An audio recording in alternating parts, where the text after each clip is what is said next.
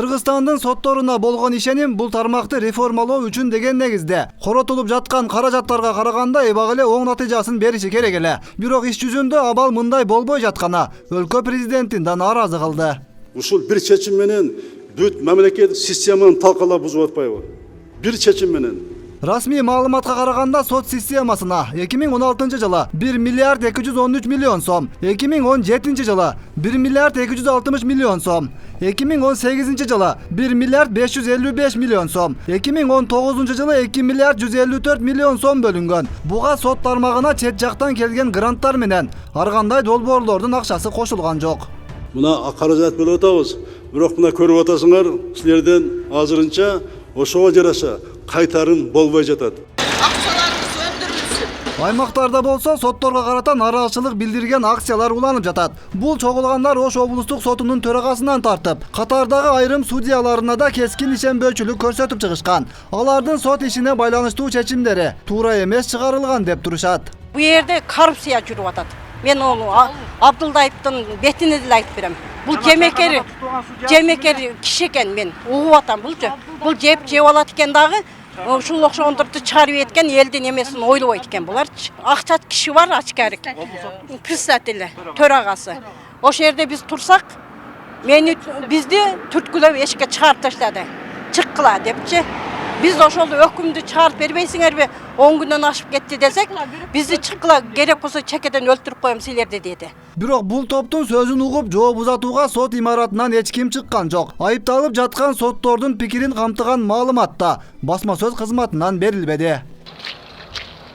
Жалал-Абад облусунун 2 тургуну жергиликтүү сотторго карата нааразычылык билдирип, Жалал-Абадтан Бишкекке жөө жүрүш жасаганы да маалым. Бирок жогорку соттун имаратынын алдына чейин барган бул тараптарды да кабыл алган киши болбогону айтылды. Бул тууралуу интернет тармактарына да маалымат таратылганы жашыруун эмес.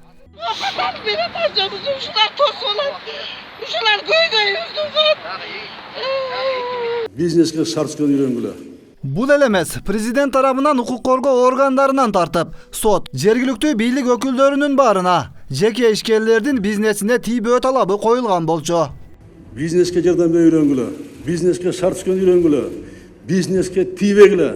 Бирок иш жүзүндө болсо, бул талапта толук аткарылып жатат дегенге болбойт. Мамлекеттик экотек инспекциясынан тартып, сот системасына чейин бизнесмендерге тоскоолдук жараткан учурлар азайбай жатканын айткандар арбан. Андыктан дал ушул органдар өлкө жетекчилигинин саясатына каршы иш алып барып жүрүп, акыры кандай жыйынтык чыгат болду экен. Коррупциялык жол менен сотко келген адам сөзсүз коррупцияны улантат. Бул жерде сот реформасын жүргүзүш үчүн биринчи соттор кеңешин жаңылаш керек. Соттор кеңешинде татыктуу инсандар болгондо гана татыктуу соттор сот системасына келет. Президенттин абалын жогорку кеңеш менен ушул министрлер начарлатып жатат. Президенттин түбүнө ушулар жетет. Ошон үчүн президенттин өз командасын тезирээк түзүш керектигин дайыма какшап келатам. 1 жылдан ашты. Дагы эле Атамбаевдин жогорку кеңеши, анын учурундагы КСДП бөлүп алган. Өкмөт мүчөлөрү отурушат. Эгер президент жаңы саясат жүргүзөм десе, арыдан бери болуп, баарын өзгөртүп, өз командасын алып келиш керек да. Атамбаев жаман, бирок ал түзүп кеткен команда менен иштей берем деген абсурд. Маселенин баары адилетсиз чечим чыгарган сотторго карата кандай чаралар колдонулуп жатканында турганын талдоочулар белгилешет. 2016-2018 жылдар аралыгында мыйзамды бузгандыгы үчүн 10 судья кызматынан бошотулуп, 26 судья тартип жоопкерчилигине тартылган. 10 судья боюнча соттор кеңеши же тартип комиссиясы тарабынан аларды кылмыш жоопкерчилигине тартууга башкы прокуратурага макулдук берилген. Бирок бул көрсөткүч формалдуу гана мүнөзгө ээ болуп, ошонун айынан реформа максатына жетпей жатканы кошумчаланат. Антпесе эбак эле жыйынтык чыгышы керек эле. Маалыматтарды угуп турсак, сот системасы эми көп нерсени эми баштайбыз деп атат. Мындай кылышыбыз керек, дегендей кылышыбыз керек деп. Президент сот системасындагы бачаламандыктан толук кабардар болуп, тармакты мыйзам көрсөткөн туура жолго салуу оңойго турбай жатканын акыркы баяндамасында өзү тастыктаганы баамдалды. Эч болбосо Кудайдан коркуу керектигин айткан ажо соттор тууралуу хадис айтып берүүгө мажбур болдоңдөнөт. Мухаммед пайгамбарыбыз сот 3 түрлүү болот деп айткан. Эки тозокто, бири бейиште деп. Бейиштеги бул акыйкаттыкты билип, чындык менен өкүм чыгарган ал бейиште. Ал эми маселени билбей туруп, өкім шығарған, же ақиқатты біліп тұрып, тура емес өкім шығарған соттар бұл тозоқты деп айтқан.